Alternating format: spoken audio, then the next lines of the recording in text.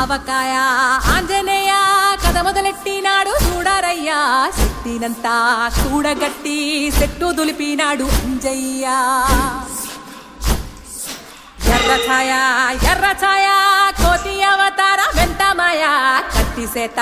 పట్టకుండా కాయ కోసినాడు కపిలయ్యా